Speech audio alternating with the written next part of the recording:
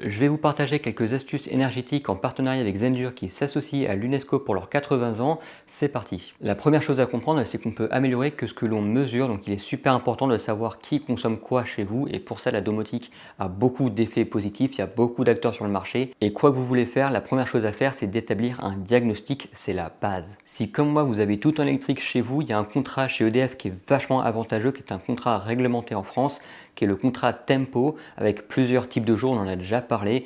On a les jours bleus qui sont les jours les moins chers, on en a beaucoup dans l'année, mais surtout on a des jours rouges, 22 jours rouges pendant la période hivernale ou pendant les périodes pleines. L'électricité est extrêmement chère pour les contrats Tempo et ça c'est pour nous inciter à consommer moins en hiver pendant les périodes avec des fortes demandes sur le réseau électrique et ça évite plein de problèmes de surcharge de réseau électrique.